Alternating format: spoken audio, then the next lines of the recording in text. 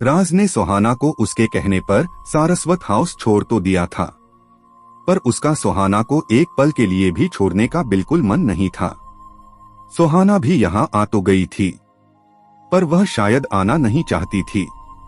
दरवाजे पर उतरकर सुहाना को ऐसा लग रहा था जैसे उससे कुछ छूट रहा है, पर फिर भी कुछ सोचकर वो अंदर जाने को हुई और उसने राज को भी अंदर अपने साथ चलने के लिए कहा, पर राज ने यह कहकर इनकार कर दिया कि नहीं, उसे कुछ काम है।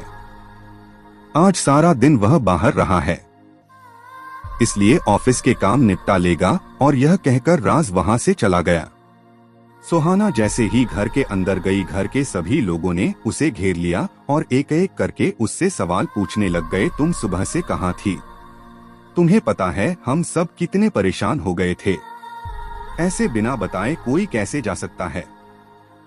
तुम इतनी लापरवाही कैसे कर सकती हो? तरह तरह के सवाल सुहाना से पूछे जा रहे थे, पर सुहाना चुप थी। सुहाना ने किसी सवाल का कोई जवाब नहीं दिया। थोड़ी देर के बाद में मिस्टर सारस्वत भी वहां पहुंच गए और उन्होंने सभी को चुप कराते हुए कहा, क्या तुम सब उसके पीछे पड़ गए हो?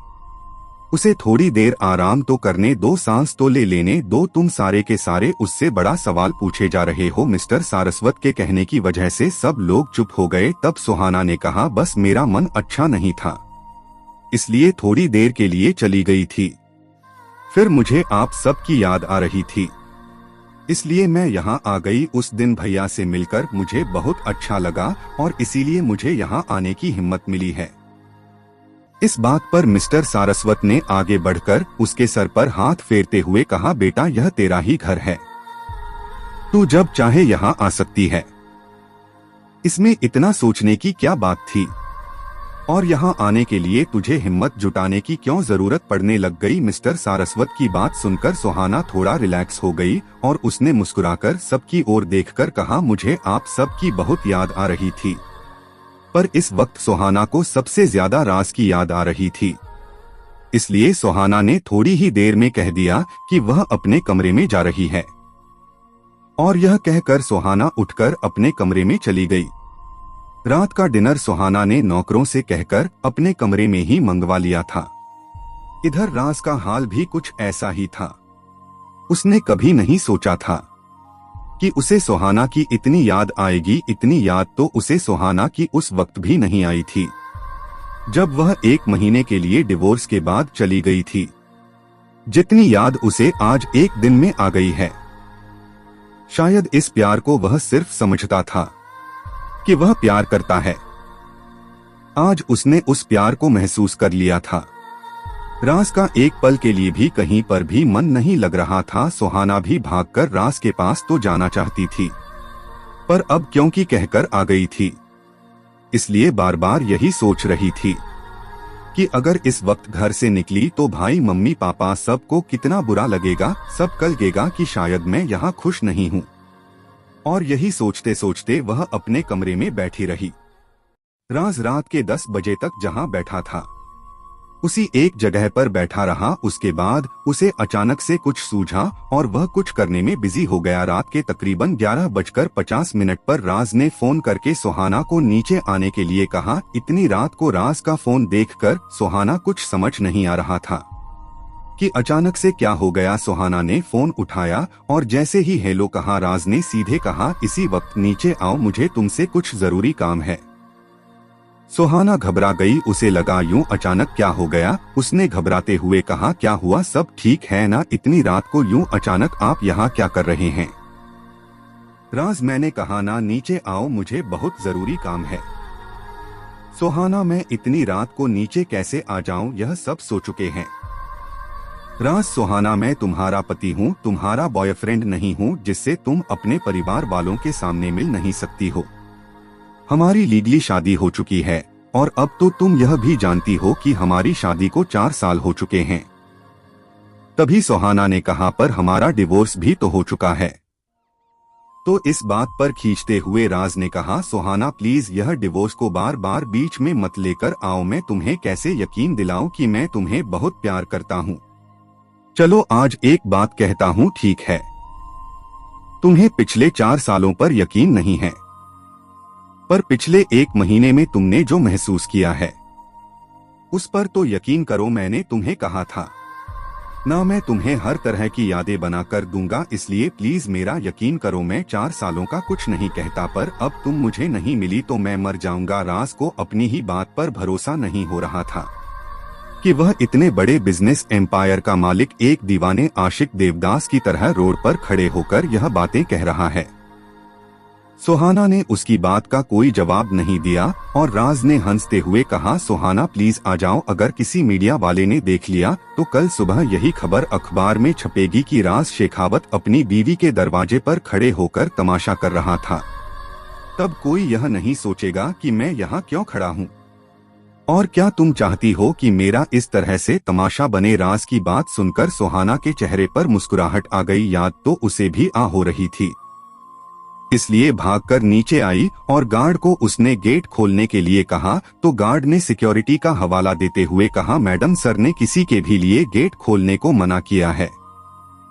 सुहाना, मैंने कहा ना गेट खोलो, मुझे बाहर जाना है, पापा से मैं बात कर लूंगी। गार्ड, मैडम विक्रांत सर मुझे नौकरी से निकाल देंगे। उसकी इस बात पर गुस्सा होते हुए सुहाना ने कहा, अगर इसी वक्त तुमने गेट नहीं खोला तो मैं तुम्हें नौकरी से निकाल दूंगी। सुहाना अपने पूरे जोश में थी। सुहाना यह भूल चुकी थी कि उसके साथ क्या क्या हुआ है या वह कैसी जिंदगी जीती थी, पर सुहाना अपनी पर्सनालिटी कैसे भूल सकती थी। और इस वक्त गार्ड को जो उससे धमकी दी है वह सुहाना की ही पर्सनालिटी का हिस्सा है। गार्ड ने सुहाना की धमकी के आगे चुपचाप गेट खोल दिया। गेट खुलते ही गेट के अंदर सुहाना और गेट के उस पार राज एक दूसरे के सामने खड़े थे। सुहाना राज को देखकर एकदम इमोशनल हो चुकी थी। यूं अचानक उसे अपने सामने देखकर उसकी आंखें भर आई थी। सुहाना दौड़कर राज के पास गई और उसके गले लग गई। यह सब कुछ इतनी जल्दी में हुआ कि ना तो सुहाना को कुछ सोचने का समय मिला और ना ही राज कुछ समझ पाया। बस महज कुछ सेकंड के अंदर दोनों एक दूसरे की बाहों में समा गए।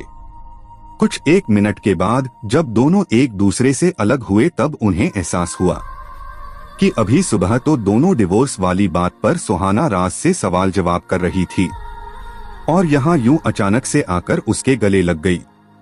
इसी बात पर झेंपते हुए सुहाना पीछे हटी तो राज ने सुहाना का हाथ पकड़कर अपनी ओर खींचा और कहा, ऐसे कैसे जा रही हो? मैं जिस काम के लिए आया हूँ वह तो मैं करके जाऊंगा। सुहाना ने आश्चर्य से राज की ओर देखा और कहा, क्या कर रहे हो?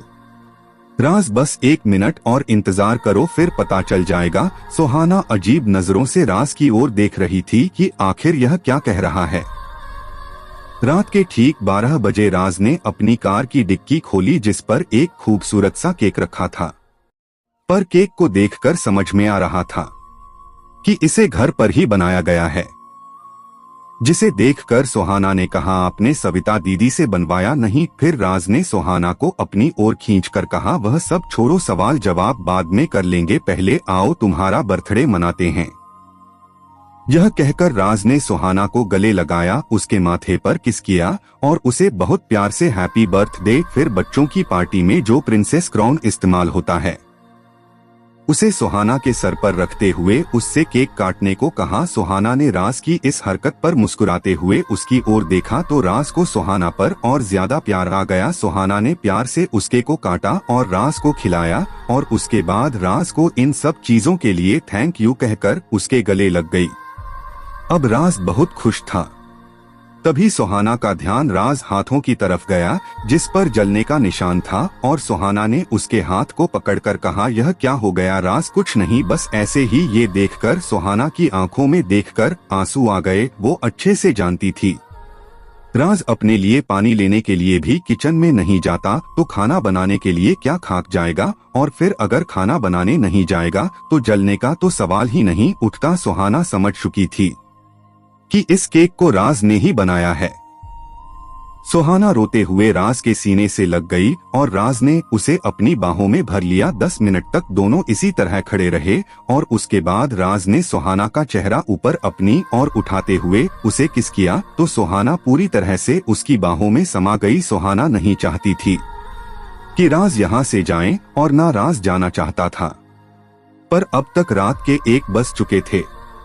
राज जाना तो नहीं चाहता था, पर अब बहुत रात हो चुकी थी, इसलिए उसे जाना पड़ेगा। उसने बड़े उदास होते हुए सुहाना की ओर देखकर कहा, ठीक है, तो फिर मैं निकलता हूँ, काफी रात हो गई है, तुम भी अंदर जाओ। सुहाना, हाँ आप सही कह रहे हैं, ठीक है आप जाइए। राज, क्या आप जाए, भले तुम अंदर जाओ, मैं तुम्हें तरीके से रात को बाहर अकेला खड़ा छोड़कर नहीं जाने वाला। राज की इस बात पर अहाना ने मुस्कुराकर कहा, गार्ड सामने ही खड़ा है, यहाँ इतने सारे गार्ड मौजूद हैं, मेरी एक आवाज लगाने पर सबके सब यहाँ आ जाएंगे। राज, वह सब मुझे नहीं पता है, तुम मेरे सामने अंदर जाओ, फिर मैं चला जाऊंगा। आखिर में राज की बात मानते हुए सुहाना ने कहा, ठीक है, गुड नाइट, मैं सुबह आपसे बात करूंगी। यह कहकर अहाना अंदर जाने के लिए मुड़ गई।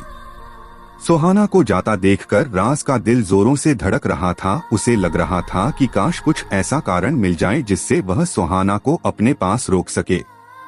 अब तक सुहाना गेट तक पहुंच चुकी थी, पर राज को सुहाना को जाता देखकर बहुत बुरा लग रहा था। राज फिर भी उसे जाने दे रहा था, क्योंकि कई बार थोड़ा समय देना ज्यादा अच्छा होता है। सुहाना जैसे ही गेट के पास पहुंची, सुहाना को महसूस हुआ कि वह इस पल के बाद अभी राज को नहीं देख पाएगी। अगर वह राज को देखना चाहती है तो उसे राज के साथ जाना ही होगा।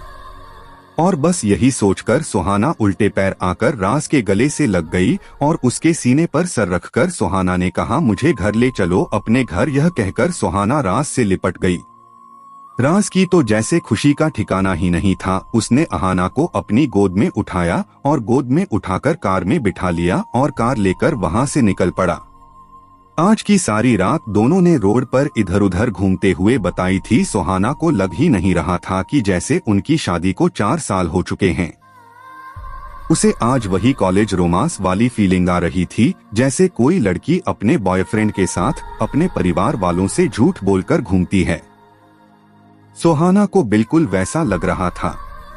इस दौरान रात के वक्त सुहाना और राज एक ठेले पर रुककर उन दोनों ने चाय पी और सारी रात इधर उधर गाड़ी लेकर घूमते रहे, जैसे कि रात का मजा ले रहे हैं।